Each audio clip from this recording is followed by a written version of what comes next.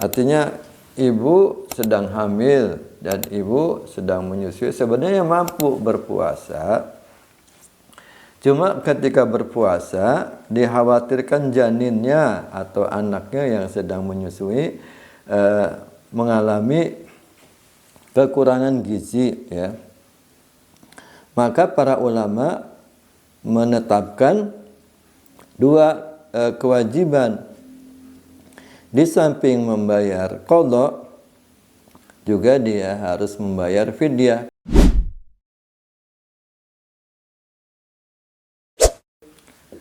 Bismillahirrahmanirrahim.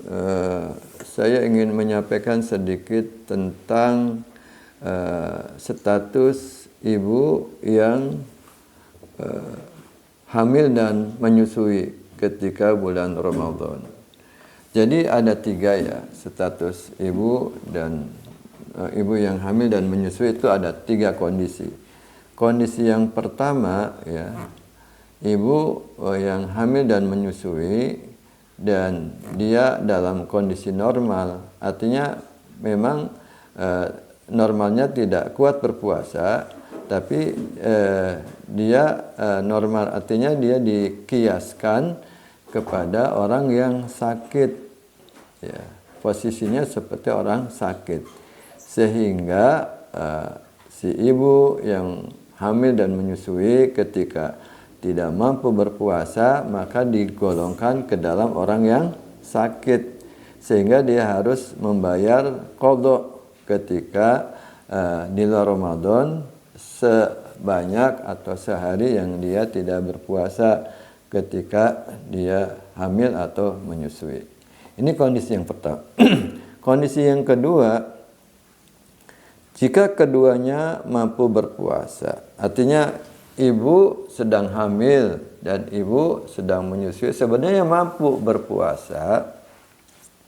Cuma ketika berpuasa dikhawatirkan janinnya atau anaknya yang sedang menyusui mengalami kekurangan gizi, ya. Maka para ulama menetapkan dua kewajiban. Di samping membayar qadha, juga dia harus membayar fidyah. Kenapa? Karena ibu itu sebenarnya dia mampu berpuasa, cuma karena anaknya sehingga dia tidak berpuasa. Di samping membayar qadha juga membayar fidyah. Itu kondisi yang kedua untuk ibu yang hamil dan menyusui. Kemudian kondisi yang ketiga, jika ada ibu yang hamil kemudian melahirkan, kemudian menyusui lagi, kemudian belum sempat selesai menyusuinya, hamil lagi, gitu ya, berturut-turut, dan dia tidak mampu untuk membayar qadha, nah maka para ulama memberikan rukhsah kepada ibu yang dalam kondisi berat seperti ini, yaitu dengan cukup membayar fidyah saja, ya, membayar fidyah saja, yaitu sehari memberikan makanan kepada fakir miskin. Fidyah itu, ya, para ulama menyebutkan boleh dengan membayar makanan, ya, pokok. Ada dua pendapat. Pendapat yang pertama yaitu seperempat sok itu sama dengan 1 mud, ya. Pendapat yang kedua, setengah sok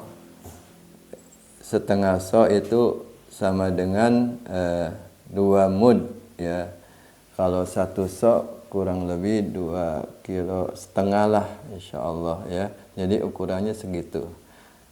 Bisa juga dengan memberikan makanan yang sudah jadi sesuai dia makan, misalnya sekali makan 15.000, 20.000, 25, sesuai dengan kebiasaan dia makan. Juga para ulama memberikan keringanan, juga boleh diuangkan atau diberikan nilainya, harganya, ya tadi sekali makan berapa? 20.000, 25.000, ya beda-beda ya. Beda-beda sesuai dengan pribadi masing-masing ketika dia makan. Mungkin ada yang sampai 30.000, ya silahkan 30.000. Ada yang sampai 40.000, ya silahkan. Kalau cuma 25.000 juga silahkan. Jadi sebenarnya fidyah itu seperti itu. Ini untuk tadi yang dalam pembahasan sebelumnya, yaitu orang yang sudah tidak mampu berpuasa sama sekali, ya ibu-ibu, bapak-bapak lansia yang sudah tidak mampu berpuasa lagi, fidyah itu.